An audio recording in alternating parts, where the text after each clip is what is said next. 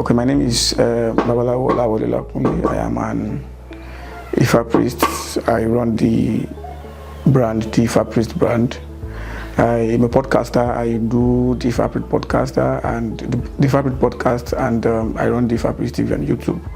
So basically, I've been able to be the interface between Ifa and the young people, and I've been able to help young people navigate their way through the cultural renaissance that's happening within our own society, which is basically Ifa. So, yeah, as a priest, it's been a roller coaster of projects and events that has helped me move from being just a priest to being a conventional priest to being somebody who has to make the difference for young people. Basically, we were born into a Deeper Life family, and over time I think that there was a kind of push for me that orchestrated our movement within nature, such that we had to relocate to a place where I have access to a priest. And then that changed the entire trajectory of my journey, because at some point I was able to, and I come to realize that this is not entirely as bad as it has been painted in the churches, and as at that point in time we're not really Nollywood centric because we're Deeper Life people and we're not as used to the TV as such. But then in the Mount Zion films and the Mike Bamilo movies and all whatnot, you have the kind of premonition that African spirituality is wicked, African spirituality is bad, African spirituality is demonic and all whatnot, it is derogatory and all whatnot. But then moving closer to people within the space made me realize that it's an environment that is even much more welcoming, much more accommodating, and there's a lot of knowledge within that society, and that brought about my interest in wanting to know more about Ifa. And so I found my way through the temple, although I was sneakingly going through studying light right while I was cleaning GSS. I had to go to the temples to. We enjoy the food also, but then it's one of those things. And as time goes by, we begin to learn the intricacies of life from the words of Ifa that we learn, that we hear from the temples over time. And in your sober moment, you look at those, you reflect on those words, and you're like, there's nothing evil about this. If any abedia wonikila, diva wonikila, wanikoma ba showashiti. Abedia wonikila, if I'm a gen showashiti more. The words are self-explanatory. Abede cutting corners is what is going to ensure that this person goes to suffer in the journey of the whatever project he or she is doing. If I is even telling you not to cut corners, so how is it evil? So all those revelations endeared my own interest in wanting to. And one of the beauty that I really talk about is that I find peace being in the temple. I'm always at peace. That is the only place I am at, and I don't feel like I have a problem in the world. That in itself hindered me towards wanting to study. And then, lo and behold, I started studying Ifa. Not because I wanted to become a priest, but out of curiosity. I wanted to know more about this thing. The enchantment, the incantations, the rituals, the processes, they were inspiring to me. There's a way it tickles me. There's a way it's not something that I can explain basically, but then there's a way it tickles the me in me that makes me feel, yes, I am where I'm supposed to be. I am here, I am home. You get my point? So that in its own essence engineered me towards vigorously studying, and I started studying. I've studied from a couple of people before I made that decision that I wanted to become a priest. It was a very hard decision for me to make, but there and then I had to make that decision. It's one of the hardest decisions or harshest decisions I have to take in life, being a priest. So at the point of becoming a priest, there are so many occurrences around me becoming a priest. But then I was told that it is my destiny, and if I chose not to, and I was experiencing it already, that if I chose not to told that route, it might not all go well with me, because my Uri has invariably pushed me into that path because it is the part of my destiny. But me now, not towing that path fully, is like me not fulfilling my destiny. And it is quite evident in the things that I do, the way I lived well, and Thankfully, we had a middle class family, and we were not as. But then things were not as I would have wanted, and it was not as if I was not putting the right effort or I was not qualified to get access to some opportunities. But then things were not just happening, and I've had it countless times. I've been putting it off until the day that I made that divination. I made that divination in Abuja, and I made that choice that I was going to be a priest in Abuja. I was frustrated and I had to do divination. I called a priest to do divination for me. The priest's simple word was that if I don't become a Babalawo, I have just started my problems.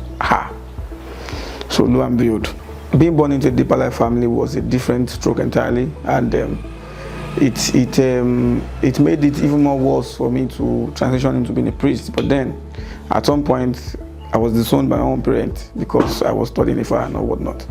Different vigils and different rituals or prayers were issued against me to cast out and bind the Antichrist in me. But lo and behold, I am not an Antichrist. I am just Oromila's choosing priest, basically. So it was not easy, but then I think that as long as it is something that has to do with your path or your destiny in life, it's something that you just have to do. So I was resilient with that decision, and well, my parents came back around when they realized that I was not evil. I was not as bad as the world has condemned me to be. So people need to understand that Ifa is not a get-rich-quick scheme. So transitioning to Ifa, first of all, made me understand the ethos of life as a being, and the ethos of life has accrued to me myself. There is a basic thing there are things that I've come to do in life. I went on that journey of discovering them. And after discovering what I've come to do in life, I began on the mission of living. So the difference between me and somebody who has not gone through that process is that some of us might be living to survive.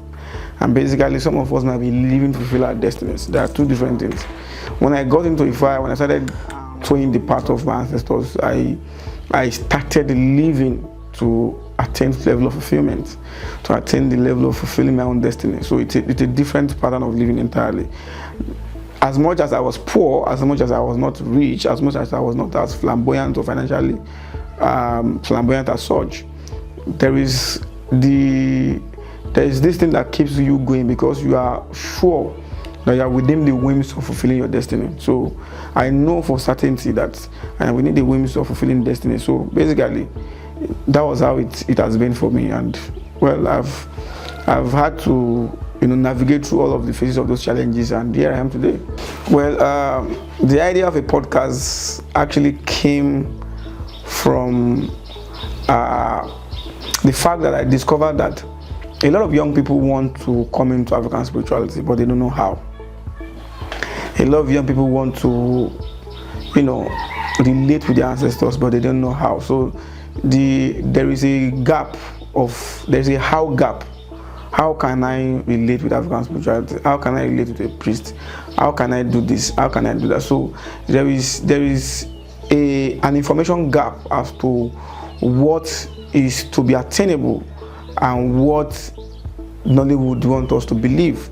So, and we as Babalawos, we are not doing ourselves enough good by, keeping all of this information to ourselves. There are still some mild information that we can share to the public for educational purposes alone. And that was where the thought of the podcast came to be, that we need to create a platform where we can correct the stereotypes that have been talked about, the stereotypes that have been placed upon our spirituality for a very long period of time. So we started the Fabric podcast, and it just started as something that I didn't even really take serious. I just started it started like a Twitter space. We started hosting Twitter space and recording them, but then at some point we have to metamorphose into something bigger. And currently we are doing videos, audio-visual podcasts. Now we've done a couple of podcasts with a couple of people that's on YouTube, on the Fabric TV, where we've talked about different issues. We've talked about name changing, names as they relate with our ancestral lineage. We talked about Egbe, we talked about Ifa and initiation. We talked about a couple of things, and a lot of people have reached out to say that I am into Ifa now because of your podcast, because I learned one or two things, and I feel endeared towards coming to Ifa. I have a lot of people, over 500 people have reached out to me to say, hey, I came into Ifa because of your podcast, because I was able to listen to the podcast, and I have never been explained to in this manner. You know, the way you explain in the podcast, it unraveled so many mysteries that, you know, that have been covered up in stereotypes and all whatnot. And actually, they've been lying to us, and this is not really what it is. So this is how this thing is. People are stuck within the bridge of that stereotype because there is no alternative information to challenge or to counter that stereotype. So the Fabric podcast has done justice to that. We've been quality information, we've been genuine information to say, no, this is how it is from somebody who is practicing it. So that's one of the things that engineered us to do the podcast. And yes, we're doing well. Change is one of the harshest reality of mankind. You know, I've faced a couple is an understatement, anyways. I've faced a ton of challenges from priests like myself who felt like I was just different. You know, my primary challenge was the fact that I was just different, and at some point I wanted to. I really wanted to prove that I was not different, and I was just like you and just like they are. But then I came to realize that it is a futile effort to continue to want to show that I was not different. Yes, I am different, and there is no crime in being different, you know. And it has made me, you know, it has affected a lot of relationships I have with a lot of priests, you know, in the sense that a lot of people see we few educated ones, the Babalawos, as people who are thieves and who are, you know, I've had issues where people refuse to teach me Ifa because they say, I lack of winning, and you know, stuff like that. That is their premonition about what Ifa really is, and people are basically scared of change, so I cannot really blame them. People usually, it is just normal. People must always resent change because it is a change from the status quo. It's a change from the reality of on ground. People are happy with the way things are. So if anybody comes and say, no, let us disrupt the system, you are always going to be faced with some form of, you know, challenges. So I've been faced with a couple of challenges, countless challenges, spiritual, physical, medical, name it. I've been faced with all forms of challenges, but here I am, and as long as I am still within the whims of my destiny, it is the Father that says that this is my path. As long as I'm still towing that path and I'm still in line with my messenger, who is Ifa, who have sent me on this sacred journey, well, I don't have anything to fear. I will continue to strive, and I'll continue to move ahead of all of those challenges. Yeah, well, many people might want to say that Ifa is fetish, but then the question is, what is fetishism? You know, what do we call something fetish? What is fetish? We need to be able to understand the primary word fetish. You know, something that is not culturally acceptable, something that is out of the norm. So we cannot say that Ifa is fetish because it is culturally acceptable to our people. It's our culture. So it is a stereotype that we've also wanted to give to our own indigenous systems. There are numerous systems across the world. There are numerous systems, you know. If you go to different parts of the world, I've been to different places, and you see that they have organized spiritual systems that are nude with their own cultural inclinations. You go to Japan, you see Shinto. You go to different parts of the world, you see Buddhism, Hinduism, you see Taoism, you see all forms of spiritual mechanisms to achieve or to be able to talk to the cosmic realm or get divine intervention in our dealings. So what makes Ifa different? What makes our own spiritual system different? And it is not just a spiritual system, it's a system that covers, it's an all-encompassing system. So what makes it different? It's comprised of technology, philosophy, politics, name it. There is virtually nothing that nature has in stock that is not covered within the whims of the sacred knowledge of Ifa. So why would we as a people refuse to invest or look critically into the system of spiritual divination or spiritual structure that has been designed for us by our forefathers to help us see the world beyond us? Because I believe that every race has a system designed to help them see what is ahead of them, see what is behind them, and use that to navigate their current path. So why do we choose not to, as a people, use our own indigenous system, a system that is indigenous to our system, indigenous to our culture, indigenous to our language, the way we eat, the way we do things, and the way we view life? This system that is designed to be indigenous to that. How can we now decide not to, look into that system for solutions to our problems, be it scientific, be it economical, be it political, and all whatnot? And we now design to put our answers or look for solutions into systems that are not primarily designed for us. So it behoves me that we place much effort, demonizing what a beautifully built system that we have as a people.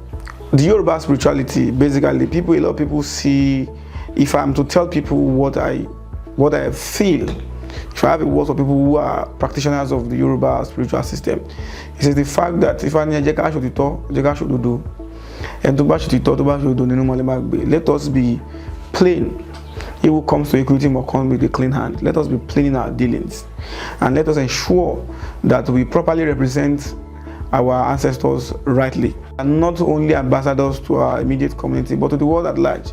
People begin to look at us as quality ambassadors of our ancestral and spiritual systems.